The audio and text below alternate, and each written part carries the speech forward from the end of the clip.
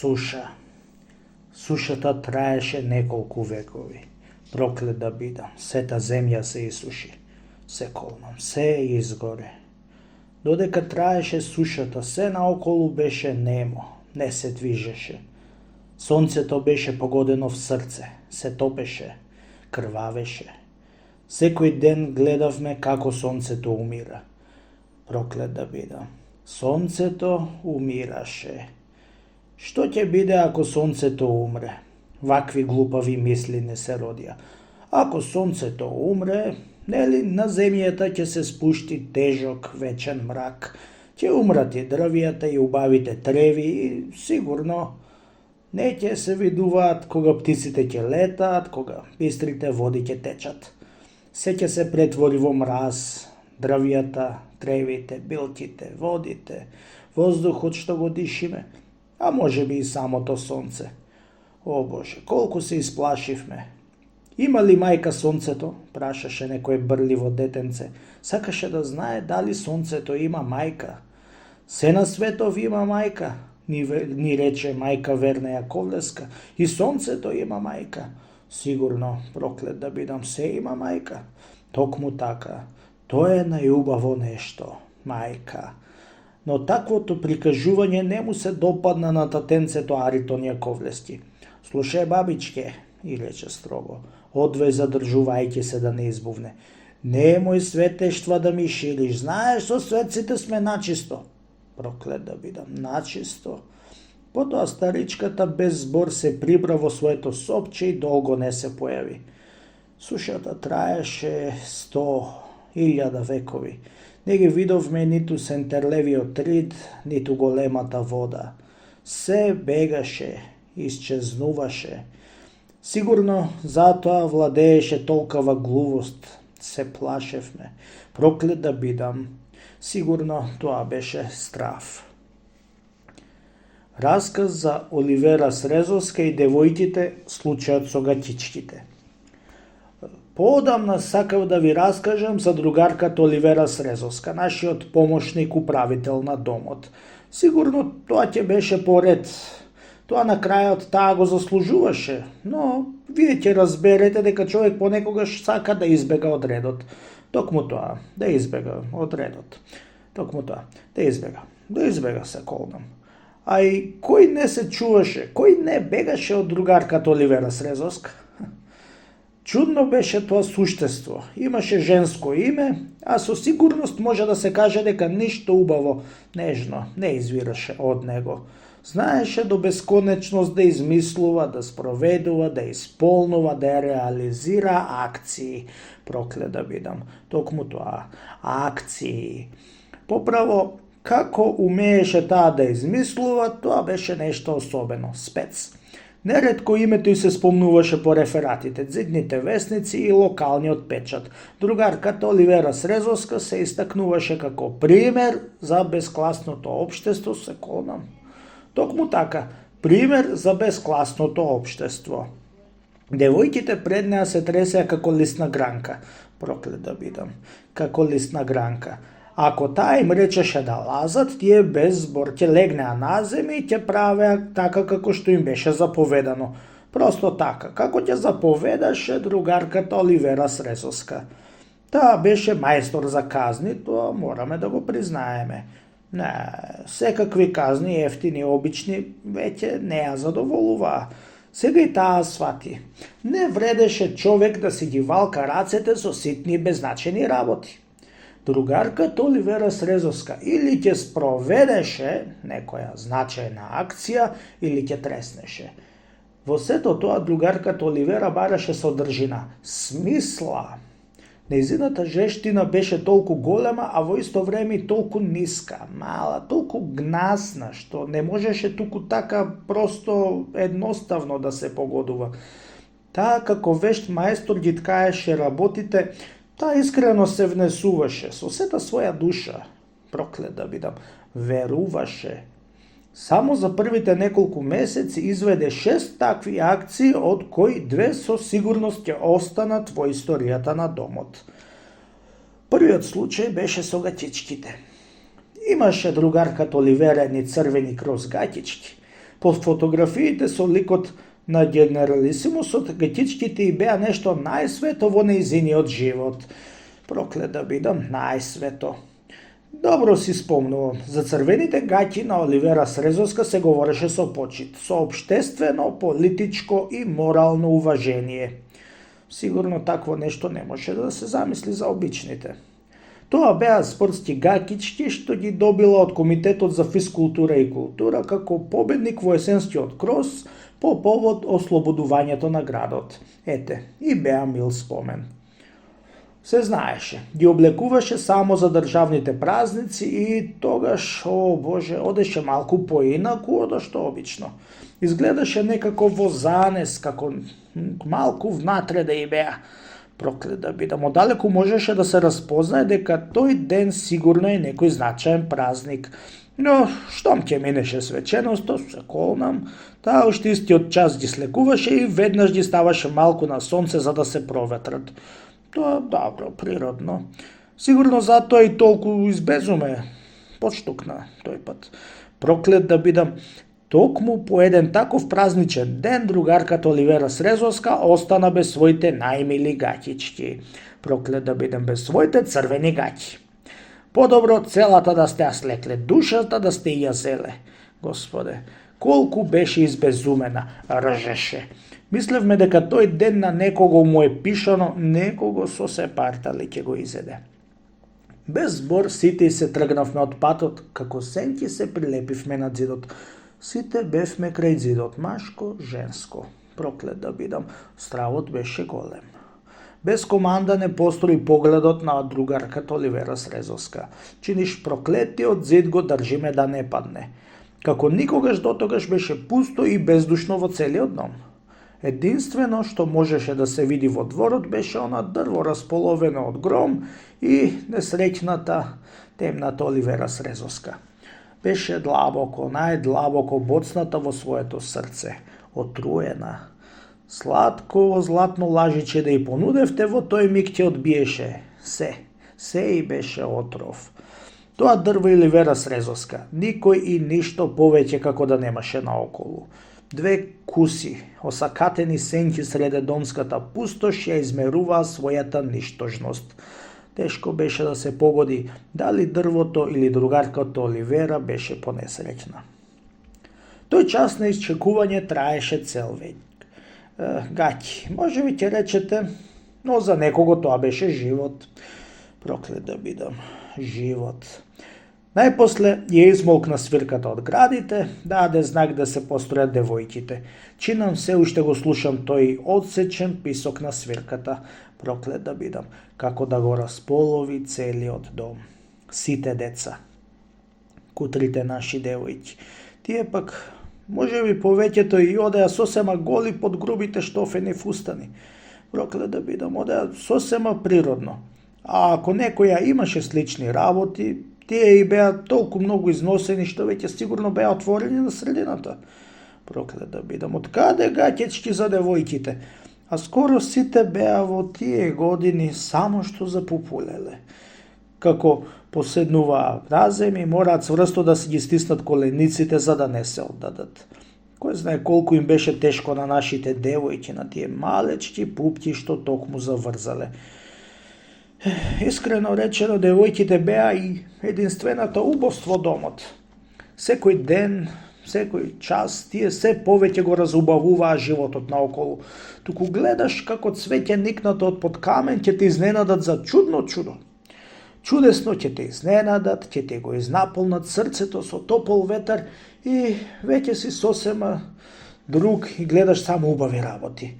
На некој ете устата и станала блага, мека, мислиш и тече мед. Другата изненадила со долг и светол поглед, мил, срцето да ти го стопли. Чиниш над главата ти се отворило небото, виножито тегали, о Боже.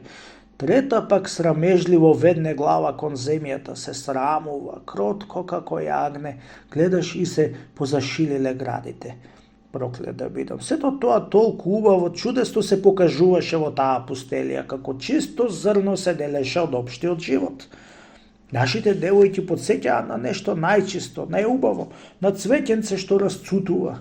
на нежно, тенко тревче што се вее на благиот пролетен ветер. Подсеќаа на се добро што може да посака срцето. Проклет да бидам. На знакот од Оливера Срезовска без збор се стрчаа која пред која нешто да не закаснат. Сплеткани, неми, веднаш застанаа во строи. Проклет да бидам. Неми. Чекаа. Оливера Срезовска се уште вртеше околу дрвото, ја мереше, ја премеруваше својата сенка. Најпосле, некако совладувајќи се низ заби процеди, рече: "Кој го направи тоа, девојки?" Праша страшно, ужасно. Проклет да бидам. Тоа така го рече што човек мораше да и верува дека пати, дека многу, премногу пати од тие крвави срцето. Девојките молчаа како китови, залиени. Проклет да бидам. Залиени. Кој го направи тоа гнасно дело, девојчиња? Повтори гледајќи од една во друга редум. Девојките молкум ги веднеа главите. Ниједна од девојките не крена глава. "Уште подобро," рече другарката Оливера Срезовска. "Казната ќе биде двојна ако не се признае. Напред!" Потоа заповедеше и ги спроведе во спалната. Претресот траеше неколку векови. Проклет да бидам. Неколку века. Извиде се што можеше да се види. Ги преврти сите кревети, откорна се што се корнеше. Откако не најде ништо, ја фати уште поголем бес, заповеда налево круг во мијалницата. Сите девојки ги напика во мијалницата и им нареди да се слечат до гола кожа. Мајко моја, да се слечат до кожа. Мијалницата беше една неподнослива земјаница, жива мразарница. И лето и зиме тука беше мраз. Никој не можеше подолго да остане во мијалницата, а да не си навлече некоја лоша болест. Тоа беше едно од најпроклетите места во целиот дом. Проклет да видам. Девојките послушно ја извршија задачата, а Оливера Срезовска без збор ги собраа лиштата и се оддалечи, оставајќи ги под клуч. "Штом ќе одлучите да признаете," им рече, "ќе бидете слободни." Потоа, сосема мирно, очевидно поуспокоена, го заврти еднаш, два пати до три пати клучот во бравата. Сигурно ќе речете невозможно, можеби и ќе се смеете. Понекогаш и самиот помислувам, и сигурно тоа не се случува само со мене. Мислам, тоа е сон, некој грд, нестварен сон, привидување. Но вие морате да верувате, се колнам, зар не се случија толку невозможни работи? Зар верувавме, пријателе? Сите одред тој ден како залепени останавме над зидот, како да го делевме мразот што го глодеше срцето на нашите девојки. Господе, како боцкаше, како болеше, како беше сето тоа незамисливо, невозможно. Некој уште истата пролет прокашла крв. Вера Николовска, Босилка Кочовска, балеринчето, Крстинка Титановска, Даница Стојановска, артивчето, Родна Трендафиловска, проклет да бидам, уште веднаш беа испратели во диспанзерот за градни болести. Каде се сега тие нашите девојки, нашата убост, нивните светли погледи, убави, мили очи, нивните малечки гради? Што е со сите нас? Каде сме? Каде сме сите ние? Дали е ова сон или јаве? Проклет да бидам. Што се случило со големата вода? Подоцна некој ги пронеде и гаќите. Во кујната ги употребиле за мивки. Вториот случај беше нешто од поопшт карактер. И сета таа работа не се заврши само со внатрешни домски мерки. Проклет да бидам, се прошири и на политички план. А во почетокот ни беше врашки смешно, весело. Проклет да бидам, весело. Се шегачевме царски, ама беше смешно, ама беше весело, луѓе. Некој убавец, кој знае како се мушнал во собичката кај другарката Оливера Срезовска и етети циркус. Просто-напросто на генералисимусот му ја бојадисал со бела боја левата страна од мустакот, му ставили некои други знаци на лицето. Господе Боже, Колку многу овој случај го погоди младото и чисто срце на другарката Оливера Срезовска. Замислете си, тоа не изе да и се случи. На нејзиниот љубен, на нејзиниот сакан, мил, најмил, светол, најсветол лик. Проклет да бидам. Само да ја видевте од некаде, само да ја слушневте. Се чинеше дека ја умрел татко, нешто најмило. Таков еден крик излезе од нејзините гради. Крикна и од возбуда, како покосена, истиот час падна на душеме. Проклет да бидам. Никој не знаеше што се случува. Се правевме наудрени. Аха, те боли кучко една, си говореа децата меѓу себе тихо. Таа како заклано пиле се фрлаше на душемето. Проклет да бидам. Одвај со вода и шеќерче ја повратија. Незиниот млад живот беше на конец. Се исплаши татенцето, се колнам. Со најнежен глас ја храбреше, ја будеше и дувкаше во лицето мило и говореше: другарке Оливера Срезовска. Со толку милозлив и добродушен глас ја довикуваше: крени глава, душич ќе шепнеш. Не жалости го општото дело, не умирај, мила другарке, не попуштај во цветот и летот на твојата младост. Не жалости го општото дело, како секој пат прибери сила, стани смело. Проклет да бидам. Пропеа татенцето, се отвори просто како поет говореше, низ песна. Пробуди се другарке Оливера Срезовска, сестро наша, ја будеа и кутрите девојки со солзи во очите. Ох, проклет да бидам. Тие вистински се расплакаа, од срце се молеа за здравјето на Оливера Срезовска. Разбуди се, другарке Оливера Срезовска. Многу тешко, многу мачно ќе ни биде без тебе, се кршеа кутрите девојки. Тој плач се чини најпосле ја пробуди. И се отвори левото око, страшно, крваво промрморе. Злочин! Повторно крикна и пак се изгуби. Очигледно возбудувањето не и чинеше добро. Проклет да бидам. Неколку векови остана така во матно, во занес, туку се будеше, туку се губеше, бладаше. Еднаш дури и запеа така во сонот, проклет да бидам. Голема беше нејзината мака, душата ја болеше. Случајот, како потоа се покажа, бил навистина многу сложен, многу сериозен, многу дури тенок, деликатен. Не беше во прашање само еден млад човечки живот, самото дело, проклет да бидам, самото дело тешко над 300 тони. Испитувањето траеше деноноќно, еден по еден не повикуваа во управителовата канцеларија. Проклет да бидам, еден по еден сите поред. Без разлика, почнувајќи од нас домците до персоналците и управа со се учителите и воспитувачите.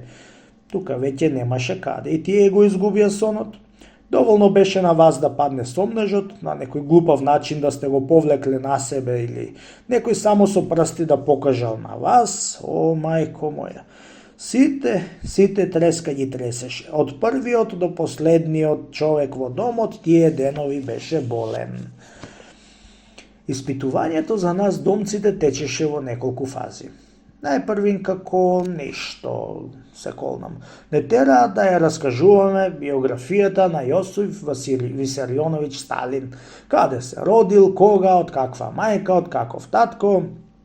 Се разбира, од семејство на бедни родители, селани, работници, уште во младоста го почувствувал тешкиот живот, неправдата, црната експлоатација. Основно училиште завршил со одличен успех во родното селце, учил и истовремено во сите работи им помагал на сиромашките родители. Уште во раното детство се одликувал со трудолюбивост, човеколюбивост и големо другарство. Послабите ученици ги поучувал во читање и правење слободни состави. Книгата била неговиот најмил другар.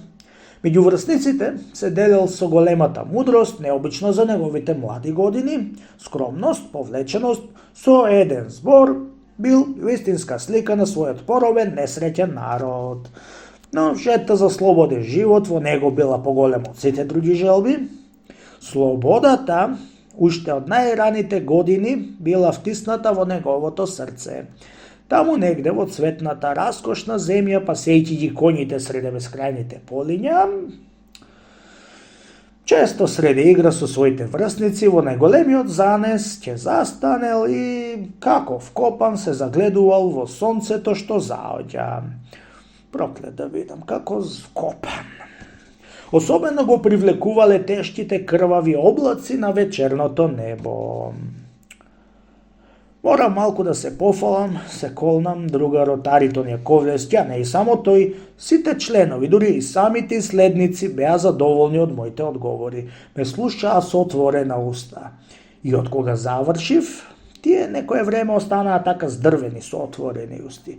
Ме гледаа со мили, благодарни очи, како да велеа: "Благодари ме, Леме, да си живо, да си здраво, умно момче. Секогаш среќа да те следи во животот. Голем човек да станеш, најголем." Признавам, тој час и моето срце не беше многу мирно. Ме опфати силна возбуда, некако не можев да го совладам. Бев присилен да викнам да живе и некои други големи работи. Проклет да бидам. Малку ми олесна, ме понапушти стравот. Сметав дека го исполнив својот долг. Испитувачите тогаш искрено ми честитаа и подадоа рака, проклет да бидам. Се поздравивме. "Мило ми е, Леме," рече татенцето и ми подаде рака. Ме уништи. Одговорив повеќе од возбуда отколку од учтивост: "Исто така, татенце." На ова тој ми рече: "Викај ме другар, мило момче, а сега збогум, не чека голема работа. Утре уште ќе поразговараме за твојата иднина." И се колнам, лично ми ја отвори вратата. Се најдов на слобода. Стресените деца во салончето што чекаа на ред зинаа од чудо, им замрзнаа малите риби очи. Никој не знаеше што се случило. Проклет да бидам. Колку можев повнимателно му намигнав на Кейтен. Тоа беше нашето помирување. О Боже, кога ме виде тој таков меур, надоен приправач, најголем приправач, штурец, лажливец, непромислено прасна во смеа. Тој знаеше, се знаеше, проклет да бидам. Ела сега за претего ќе те новиот син да не се смее. Само што затворената врата зад мене веднаш брзо се отвори. Повторно се појави татенцето, блед како крпа, без капка крв во лицето. Одвај процеди: "Се смееш, ќете, нешто ти е смешно, скоте. Влези." Видов. Се колнам, влезе се така засмеан. Кој можеше сега да го запре, ќете новиот син да не се смее? Проклет да бидам, ќе се смее како ѓаволот, 100 векови. "Ќетинов сине," му заповедаа, "престани да се смееш." "Зошто се смееш? Што има смешно?" Ништо чесен збор," говореше Ќејтен, а од него протекуваше уште поголема смеа. "Исак Ќејтен, заврзија таа твоја гадна муцка," му рече Оливера Срезовска избезумена. "Заврзија, проклетнику." "Не можам," искрено одговори Ќејтеновиот син. "Да умрам не можам, Оливера Срезовска. Само уште малку," потоа додаде. Но тогаш Ќејтен на масата имаше прилика и лично да го види побелениот мустаќ на Јосиф и дури сега ништо не можеше да го запре. Се смееше со сето свое срце. Се смееше како Господ, проклет да бидам, како Господ. Тоа веќе другарката Оливера Срезовска не можеше да го издржи и така живците беа искинати за никаде. Смејата на Ќејтеновиот син ја боцна најдлабоко во срцето. На сета мака што ја претрга, проклет да бидам, ова и беше врв. "Престани, ненароден елемент," изусти другарката Оливера Срезовска. Господе, ечеше целиот дом. "Престани, проклет скоте, злочинец!" Ќејтеновиот син само што сакаше да престане со смејата, само што му дотекуваше, но кога погледна во задзвереното лице на Оливера Срезовска, тој повторно се провитка, не сакајќи лудо смејата сама му дојде. Оливера Срезовска сега не издржа. Со тоа што и беше враце го нападна, со перодржката со која ги бележеше нашите одговори. Проклет да бидам, со перодржката, по лице, по очи, го бодеше неговото лице, неговите раце што се обидоа да си ги заштитат очите. "Мајко моја," рече Ќејтеновиот син, бранејќи си ги само очите. "Мајко моја, останав без очи," рече и му секна смејата. Го изведоа со крваво лице, избоден. "Мајко моја," sejedno повтараше Кејтеновиот син, како да не веруваше што се случило, како да не знаеше каде се наоѓа. Со групата од неколку сомнителни момчиња го затворија во подрумот. Тој е, само тој и никој друг. Доаѓаше гласот на Оливера Срезовска. Таа се уште не можеше да се смири. Јас ниту тогаш, ниту подоцна, не можев да замразам човек. Бев слаб и често со глава удирав во зид. Неретко поради тоа крвавев, но никогаш во себе не носев злоба, таква одвратна тежина. Можев да му простам на секого и за се колнам. Но Оливера Срезовска, нашиот помошник управител на домот, прв пат не знаев како да ја гледам. Кејтен, пријателе, го барав на секаде, го немаше. Кејтен, чинам реков на глас, но луѓето ракоплескаа. И ракоплескаа на Оливера Срезовска. Проклет да бидам. Кејтен, јас викав, но никој не го чу мојот глас. Глуви луѓе, проклет да бидам. Смртно ме исплаши таа глувост.